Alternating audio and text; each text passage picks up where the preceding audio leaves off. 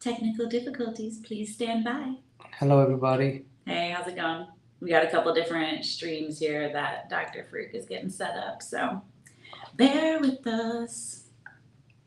But hopefully everyone's doing good this evening. We've been absent from last week because we had a meeting that we had to attend, so we were not able to do our show like normal. But we're getting started here now, so hey. Hello, everybody. Good afternoon, good evening. This is Dr. Shiraz Farooq and Sydney Farooq. Hi, how's it going, everyone? Thanks for joining us today. DaBootyDoc Talk show is here, guys. Good afternoon, good evening. I'm Dr. Shiraz Farooq. For those who have not joined, I'm a board-certified colorectal surgeon. This is my spouse, Sydney Farooq, and we are here today to talk with you guys. The DaBootyDoc Talk is here. If you remember what we talked about last time, we ended letting you know that Dr. Farooq himself was going to have his first colonoscopy. So yay, drum roll. We got that accomplished, and we wanted to share the experience with you because we've been talking about colonoscopy a little bit here and there as our show's gone through the weeks, but we got it from the perspective of not only the person experiencing colonoscopy, but a doctor experiencing colonoscopy. So pretty cool. So a doctor is having a colonoscopy. That's a big deal. There's a lot of doctors who underwent colonoscopy during the month of March, which is still actually March 30th today. We are talking about colorectal cancer prevention. As you know, March is the month of colorectal cancer awareness. Yes. And we want everybody to be aware and educated about colorectal cancer. So if you haven't watched the show before, it's called DaBootyDoc Talk, and it is just about frank conversations with a proctologist and his wife. And we want and to everybody else educate. So that's our main goal here, is to give you guys information that you maybe don't want to talk about with your friends and family. Maybe you never even heard about some of these things. It may be too embarrassing. Yeah. You may be shy about it, but our job is to make this funny. And we have some jokes. Casually, we talk about the poop and stuff. And our goal is to make you happy. Yes. And laugh. And learn something along the way. Correct. That's the most important part, guys. This is educational. Yes. So join us. That's what we're here today. So like he said, we are celebrating and telling people about colorectal cancer awareness. So Sydney, in the month of March, which is Colorectal Cancer Awareness Month, what was the biggest thing that you think that we did? Well, I think that we stuck to our goal of spreading the message, but not only to just everyday people, but our focus was to remind physicians to be reminding their patients, because they're the ones touching these people that need this help. Correct. So one of the things we were a part of when we started in our practice, and we went out and educated people in Tampa about, doctors especially, we were able to hand them specific bags for their patients. We don't have one? We call them the hashtag blue bag. These are blue bags that have colorectal cancer awareness information in them, and your gastroenterologist or your internist or your colorectal specialist in Tampa may be handing out these blue bags to the patients and the customers, and these talk about colorectal cancer, what's the incidence, what are the risk factors associated with that. So if you happen to get a blue bag which has some information in it, you might see these around Tampa, and there will be many people walking around with these blue bags, hopefully. These are there to educate our patients about colorectal cancer, and this can help a lot of people. Similarly, we also got an opportunity to participate in a colon cancer walk. We flew to Oklahoma and we got to walk with the physicians there, some of whom we've never met before. Some of them are colleagues from the past. Shout out to the Oklahoma City physicians group that organized the colorectal cancer walk in Oklahoma City. It was awesome. They even had an art show or a competition for the kids. Yes. So they participated in creating colorectal cancer awareness flyers and we were able to distribute approximately 500 plus bags to more than 1,000 people that were there. There were so many people. Yeah. We were handing out bags left and right. And our goal was for people to get them, walk with them, and then go home and read about colorectal cancer. Exactly. So I was going to mention too, it's kind of hilarious because these bags are just those drawstring bags, really lightweight. and it was so windy that my table even blew over while we were there. And it was actually very helpful because a lot of people had things to carry, True. so the bags Use actually the helped bags. them carry their stuff. And our promotion was to educate them about colorectal cancer. Yeah. And obviously, eating better is important. And our goal was to tell people that, look, if you eat fiber, you're going to get better and maybe help prevent colon cancer and rectal cancer and anal cancer in some way, which we have talked about. Our preventative measure too, which was the subject of our last show, is getting a screening colonoscopy. So there were several people there who either shared personal stories or shared the story with the group on the stage about their family members actually, being survivors of colorectal cancer and how also that affects there were many advocate groups, including colorectal cancer organizations like crc.org, them. American Gastroenterology Society, American College of Colorectal Surgeons team, local hospitals, local doctors, providers, nurse practitioners, patients. It was really phenomenal. I was blown away that we had so many people who wanted to know about colorectal cancer and were passionate about it. And the little fact about Oklahoma City in particular, they're one of the highest rates of colorectal cancer. Well, they have less of this like screening in that area, so it's really important that it was held there because that's one of the nation's most neediest groups that could prevent cancer. I think everybody above the age 45, if you don't know, requires a colonoscopy until age 75 if you're asymptomatic, meaning you don't have a symptom. Symptom is something like rectal bleeding, rectal pain, abdominal pain, weight loss, a change of bowels where your poop gets softer, harder, blood in your stool, blood in the stool, narrow stool. So all those things should kind of alarm somebody and say, hey, look, I need to get my butt checked. But what's very critical to emphasize too, even if you don't have symptoms. Is this B-U-T or B-U-T-T? We spell it, I'm not the speller. So butt checked is B-U-T-T. You gotta get your butt checked, meaning get a colonoscopy. But what I was saying was it's most important too that even if you don't have symptoms, because if you have symptoms, there's something going on, right? Yes. So what we're trying to emphasize is that even if you don't have symptoms, you're not safe. We've had people in here under the age of 30 even that have rectal polyps and gastro problems. And colorectal cancer has been found in younger patients again and again. And recently we are seeing that this is becoming a problem of the youth and the young ones. I'm 50 now, almost 50. My birthday is next week. And initially, as a surgeon, when I trained, 50 was the age where you would get a colonoscopy. So I was like, okay, 50 is coming around the block.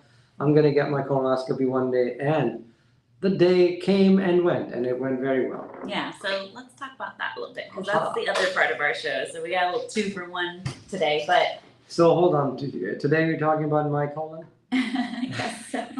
All right. We can talk about mine instead. The colon doc, DaBootyDoc had his colonoscopy last week, guys. I almost got him a shirt. I survived. So colon cancer checkup or having a screening colonoscopy. You get the I voted sticker. So thank you very much for the staff at the Advent Surgery Center and the physician team that was involved in taking care of me. I appreciate it very much. We had to pick a doctor from a jar. I'm just kidding. There are many doctors who do colonoscopies, gastroenterologists, colorectal surgeons, general surgeons, and in some rare cases, internists can also do colonoscopies. So colonoscopy is a test where you go to sleep and they shove.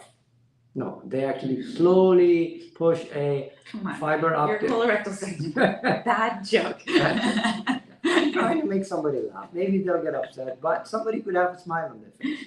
Okay, so a mechanical fiber optic device that has inner tubes and has an outer coating that is smooth is then passed through your bottom, and it goes inside like a snake, has a camera there, it can take pictures. There are channels through which you can pass a catheter and you can grab something and take a biopsy. Biopsy means that you can remove a specimen and somebody can look under a microscope and tell you what it is. Yes. Did you have any biopsies done? No, incidentally, thank God, my colon was clear. I did have a few small pockets which are called diverticulosis, and otherwise I was pretty okay. Mm-hmm. So I'm very happy. That diverticulosis, however, does alarm me because at 50, I means I need to eat more fiber. Right. And start thinking now ahead for the future. Yes, yes. So colonoscopy is a dreaded thing, guys. Everybody worries about it, scared Yes. about it. I was in the same shoes as my patients were, and like the public, I was also worried and scared. Yes. So we talked about, finding a physician. That can be hard too. I mean, especially coming from a doctor himself, he needs to find who is going to take good care of you. So the first step is to make up your mind that you're going to get a colonoscopy this year. So if you're one of the procrastinators like I have been and many other multiple people are, this year, 2023, if you're above the age 45, please find a doctor who will help you get a colonoscopy. For that, you need your primary care doctor. Yes, you might need a referral. Or a nurse practitioner, or sometimes your insurance may allow you to go directly and get a colonoscopy. So there's programs for that. We even offer one. You can ask Correct, more correct. if you have questions. But so these programs all over the country are called fast track programs, where we fast track you, and patients who are completely asymptomatic without that's the key. problems can directly get a colonoscopy in some cases. And usually it has to be your first colonoscopy too, so Correct. it's not for those repeaters. So in my case, Day of. No, before. I will go back, okay? Oh, I meant day before. So even day before. So I had to go see a physician, register as a new patient. You couldn't sign your own script for one? No, I had to go get a doctor to say I needed a colonoscopy. Then I had to get a medication prescribed to me. Mm-hmm. And then there are over-the-counter options too for those without correct, insurance. correct. So these medications have a basic specific role is to flush you out. So you take the medicine and then you clean your colon out by having lots of diarrhea and poop comes out. So that's called a bowel preparation or bowel prep. It's not all day long, so it's usually just, several hours at the end of the day we do for our patients so they can have the procedure early morning. But you don't have to go all day crapping your brains out. You just have you only to do crap it your brain half the day. So that means that you're half brain? I guess so. Just to leave you with half a brain afterwards. So what happens is that after you have seen your physician, you will be registered as a patient at a surgery center or a hospital or in a doctor's office where you'll be scheduled for a colonoscopy. You will need a driver to drive you back and forth. So plan that ahead of time. Make friends with your family member or friend who can pick you and drop you because you cannot drive after a colonoscopy. For those of you who have no friends or family, I know you're out there. It's okay. They have ride services too. Correct. And insurance companies can sometimes help with that. Yeah, so look into that. Don't use Uber. You need someone who's certified and insured to take care of you. So surgery centers and hospitals will not allow Uber to drop you off and pick you up. Sorry. So after you have made the preparations, now you're going to go to the grocery store. Ask me why you're going to go to the grocery store. To buy a steak. No, you're not eating a steak the day before colonoscopy. Absolutely not. You can have it after that. But before the colonoscopy, the day before is what everybody dreads about. And that's when most people will either go to the pharmacy or maybe a day or two before pick up their medication, which is the bowel preparation, or get the over-the-counter medication, which is like the prescription medicine, but slightly less potent. Super laxative for you. Super lax. Mm-hmm. Yeah, super, not relaxed, super lax. Lax. Is there any product like that? Probably not. No. But what you're getting is a laxative that makes you poop a lot. Okay? And that's what I wanted to emphasize. What if I starve myself 2 days before? Even that doesn't work. You will still have bowel poop inside and you need to clean that out. Because sometimes our patients, I advise them the direction, which is to start fasting from foods at noon. In our case, you may get different instructions from your physicians, but a lot of them want to say, well, I'm not going to eat for like 2 days before. Don't worry. The goal is to try to flush your colon out. So if you But it doesn't necessitate you eating many days. Yeah. No. What I mean is you don't have to fast or starve yourself or deprive yourself of things days and days before. It's simply just that day before. So maybe don't eat heavy foods, but it's also the month of Ramadan where there are millions of Muslims who are doing fasting. Fasting is also common in other parts of the world. Fasting basically is taking a break from taking a lot of food. Okay, so in this case, undergoing a bowel preparation means that you are going to not eat a steak or any solid food. You're going to be drinking liquids, and these liquids are clear liquids, not vodka, not beer, but something like water. So caffeine and alcohol are out of the question. You'll survive, but clear liquid diet you're gonna go on. So clear liquids could include apple juice, could include soda, could include Gatorade or Powerade or A good like that. way it was explained to me was liquid you can see through. So if it's in a glass, you should be able to see across it, because what you're doing is flushing out the colon with liquids that are good for you. I also, in my case, I drank coconut water, and I believe coconut water is amazing because it has potassium and it's more palatable. So I liked it. I was happy. Yeah, so you can stock up on coconut water, Gatorade, maybe some electrolyte drinks. And also water, because believe me, I drank all these medicines and all these different kinds of bottles, and at the end I was like, I'm still thirsty. I want to drink water. And as soon as I drank water, I was like, oh my God, that's the best drink out there. Yeah. Coke and Pepsi, sorry, water is the best thing out there. That works really well. So typically you start fasting without food first, but you're still drinking clear liquids throughout the day. And with the clear liquids, you definitely want to avoid anything that's blue or red or purple. Correct. So those something are out of the like question. that, because if you drink blue stuff, you might become Martian inside. Like turning blue. No, but what is the real reason why you don't want to drink these colors? Does it Well, color because the colors can change and the camera can not see everything. So you want clear liquids that are cleaner and dye your inside? Yes, But you don't want dyed inside. I was gonna mention too, you could do like chicken broth or beef broth, maybe if For energy, yes, you can do that. or like Jello, a clear Jello, yellow Jello. Yellow Jello is okay. So if you want something with more substance or food, So like the medicine. Let's talk about the medicine, because I hear that a lot. Everybody hates this medicine, okay? The medicine can be in a pill form, a powder form, or liquid form. Mm-hmm. In my case, I was very lucky. I was given the pill form. So for those who don't know, bowel preparation can be either in pill form, there are multiple pills. In my case, there were 24 pills, but you divide them into 2 times. Mm-hmm. In my case, it was 5 o'clock and 11 p.m. So I took 12 pills at 5 p.m., 12 pills at 11 p.m. You can also drink liquid, and you can split up the doses into 2 intervals, again, a few hours apart. Mm-hmm. And that flushes out the system twice. So that helps a lot. So they say about the first time you take the medication, you can mix it with whatever clear liquids you want. And sometimes it might be something that's mixed into a liquid or the pills in his case. But when you start to drink the stuff, keep it in the fridge. Use a straw if you need to. Sometimes I've tried other bowel prep. Some of them are lemon and other flavors. Some flavors are horrible. Patients can vomit it out. You have to be very slow to sip it, but don't try to chug all of it at the same time. You have the whole night to drink this stuff. Yeah. So take a shot at a time.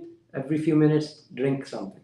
And I'll tell you, it's not easy to drink all that fluid. I mean, despite me taking tablets, there was a time when I was like, oh my God, I don't want to drink it. It's going to make me throw up.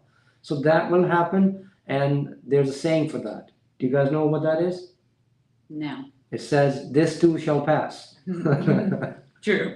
And during that first dose, whatever time you take it, it might take a little bit to kick in, but that's going to clean you out about maybe 75%. That's why there's a split. And when it kicks in, it's a kick in the butt, guys. Mm-hmm. So the first bowel movement is pretty okay because you're just starting the medication. So you'll have a voluminous bowel movement maybe or not. And then following that, the chasers that may happen in rapid succession or a few hours apart will clean you out more. And then you're going to need more toilet paper.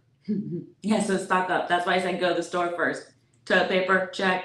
Lots of clear liquids, check. Medicine, check. Get Driver, double check. You can And pick one of those up insurance at the cards grocery and all store. that stuff. I was talking about the grocery store. No, you can't pick up a driver at the grocery You can get the store. drivers and insurance at the grocery store. So the bowel prep keeps you up all night. That's not some- true. Some, maybe. You're okay. gonna get less sleep than usual though. So Correct. expect to stay up late if you're doing your prep late at night. Eventually you'll stop having bowel movements, but I would still stay close to the toilet. You should wear some undergarments or have a towel on your bed because you may have an accident or not. I've been told by many patients that can happen. I was very fortunate that didn't happen because I stayed up No, very late. I was very fortunate that that didn't happen. Second thing, your anus or your bum or your bottom can get itchy and burning. So yes. use some lubricant or some emollient like coconut oil or Vaseline, because what that does is that as you poop a lot, water and poop is coming out and it's a lot, and then you have to wipe it. You get abrasive. Yeah. So Vaseline or coconut oil is a good moisturizing cream to apply, and that will help you sleep better throughout the night and not hurt yourself. You can also rinse off, or you might Correct, get like a correct. little water spray bottle, so you're not wiping every single time. So keep Correct. in mind when you start off, not so bad, just wiping. But you every time think about it, if you had diarrhea before in your life and you're wiping. The end of the night, you're gonna be raw, guys. So keep it a little lubed up. Lubed up and relax. You're gonna be all right. Yeah. You can be in the toilet reading, using your phone, but usually you want to go in, quickly do it, You're and get kind of out. in and out. In and out. I don't think that most When you have people want to diarrhea, be there. it's in and out. Most people want to get out. You do get some abdominal cramps, nausea, and all those things, but for most patients, this too passes away. Yes. And then what happens? So very, very, very important. After midnight, you're not eating or drinking Yes, anything. please, guys, please Nothing. don't do that. So you might have a little bit of prep. People say, well, what if I don't finish my? You can finish your prep if you still have some, but after midnight, no food, no drink until after the procedure. The next Correct. day. So you need at least 3 to 4 hours interval before you can have anesthesia. So anesthesiologist in the morning, if you wake up and you're like, hey man, I need my coffee, and you chug down a whole cup of coffee, You're canceled. or you drink a whole glass of water or something else, or breakfast. I've had people do that. So You're the gonna get reason is canceled. because you don't want to have something in your system where if you're laying down and on anesthesia, you might choke on it. Correct. So anesthesia will want you to be safe so that your airway is okay. So you come to the surgery center with the driver, get checked in, then you are there and you're getting an IV. So you get an IV placed, which is a needle, anesthesia talks to you, and then you go into the room. Now, I've heard people say they've done colonoscopies without being put to sleep, or patients ask about being. You are, in most cases I've ever heard of. Anesthesia is available, guys. Nowadays, propofol anesthesia is everywhere. It's safe. You're out like that. I had the most amazing sleep. You wake up later. You actually, they wheel you in. You lay on your side. There are monitors around you. The doctors and nurses talking to you, and you kind of out of it. You're scared, and you lay down, and then they talk to you for a few minutes. They may make a joke. The doctor may be very professional. Most of them are excellent. Mm-hmm. There's some music going on, and then you slowly go to La La Land. Yeah, so you don't know anything that happened. You And wake then up when you in the wake recovery room. Yeah, I woke up in the recovery room and I was like, wow, this was a great sleep. I didn't remember anything. Mm-hmm. Okay, most times colonoscopies go really well. Patients wake up and then they are there with their loved ones. You do pass a lot of gas afterwards, so be careful about that. I don't remember you passing too much gas. I know, Gassy a little bit. I was, and I remember that. So, if you're going to a restaurant immediately afterwards, to find a distant table, okay? That's what I would say. So, now, when day of too, you might be wondering, like, what am I gonna wear? They're gonna put you in a gown. It's gonna be open in the back instead of the butt's front. gonna be hanging out, guys. Your underwear is gonna be off. Yeah. What happens is that when you go to sleep, these medical professionals are going to be looking at your bottom and passing a camera through it. Mm-hmm. So please don't be shy. This is something we all have to go through. And you're asleep for that part, so there's no embarrassment. Everyone there has seen it a million times. And you're in a very safe area. They're going to respect you do the colonoscopy very professionally. And they put you all back together before they wheel you out into the recovery. Correct. So So if your butt's hanging out for a few minutes, don't panic. You're gonna be all right. and then you're not dressed when you wake up. Don't get me wrong. Yes. But you'll be in a gown, and they usually cover you with a blanket too. There are so many jokes about a colonoscopy and all of this. I could go on and on, but But it's a very, It's a very- it's a serious it's procedure. a very serious procedure, and most of my colleagues and physicians who are doing this are very apt at it, and they do a fantastic job. Yeah. So don't be scared. Colonoscopy is a very safe procedure for the majority of the patients. If you're asymptomatic, don't have problems, you wake up, you may have some abdominal distension, you may pass some gas, you may have some abdominal pain. Most of the time you'll be able to go and eat very quickly. So after spending an hour in the recovery room, you smile, you get your sticker that says I got checked or I voted. I not voted, farted after my colonoscopy. and then you go and get your steak. Well, not steak. I would say eat more fiber. And it depends on too. Maybe you might have some polyps removed during the procedure. Your physician afterwards will very briefly meet you. You won't get a full reading because if you have biopsies or something, that's going to come back from pathology about a week later. And So you will hear about that from the doctor or the provider afterwards.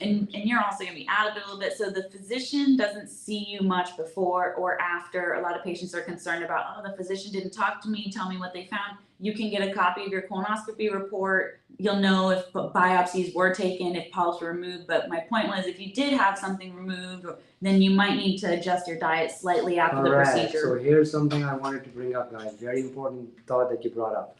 So when you have a colonoscopy, you have your colon flushed. Okay, so when you have your colon flushed, all the remaining food, bacteria, living organisms that were in the colon are cleaned out. So you have a brand new colon without much of the bacteria. So your biome, your microbiome or your colobiome is not there anymore. So you need to repopulate the bacteria again. So after a colonoscopy, when you have just brand new colon and you've cleaned it out, flushed it out, where no man has gone before, okay, Star Trek reference, you are going to improve your diet and your colon health by reintroducing great and good foods back into your life.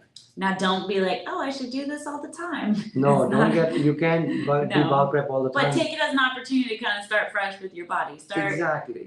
introducing, like you're saying, a new habit, new lifestyle. So that's where prebiotics come in, and that's where probiotics come in, guys. So prebiotics, like fiber, is very important for the bacteria to live and grow, and probiotics can be added to add the good bacteria back that were just cleaned out. Right. So make sure that you eat something like yogurt, fruits, vegetables, ground flaxseed, which is my favorite, which you can sprinkle there, honey. Or you can just jump right back in your old lifestyle and go to No. McDonald's on your way. I hope not. I think if you've taken the opportunity to go through a very amazing procedure where you got yourself cleaned out, you went, had anesthesia, had the procedure, you might think about your colon a little bit and say, hey, let me feed it something good today. And you're also probably going to learn something about your colon. So at the end there of the day, you're going to rethink what you're putting in your body, how Correct. it's treating you. Because that's a good literal picture of, it'll show you little pictures of what's going on inside. And of hopefully, how your body is, you are what you eat. and So hopefully you don't have anything abnormal. Because if you have something abnormal, then that's going to set up a whole different ball game, guys. So pray that your colonoscopy is normal. That's what I was worried but about. don't just worry about it and pray for it. Go find out. Let's see. And then after you found out, make sure that you start fresh and start eating better, because now you have a new healthy start to getting a better colon. And last thought here too, why is it so important? Some of these polyps can be cancerous, but they might be genetic. So think about your children. If you're putting off your procedure and then later find out that you have some sort of genetic predisposition to colorectal cancer, your kids need to start getting checked at a certain age. Correct. So please get checked. Yeah. And help others. Not for you, for your families. And help others spread the word. Colonoscopy is important. March is colorectal cancer month. We still got one more day. We might be able to reach somebody who needs a colonoscopy. Yes.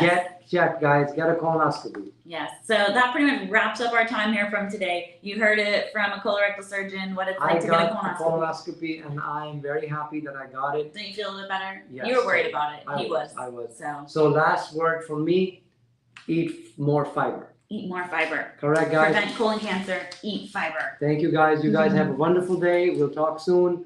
Thank you. The Booty Doc Talk with Shiraz and Sydney. See you Take next care. week. Thank you. Bye. Bye-bye.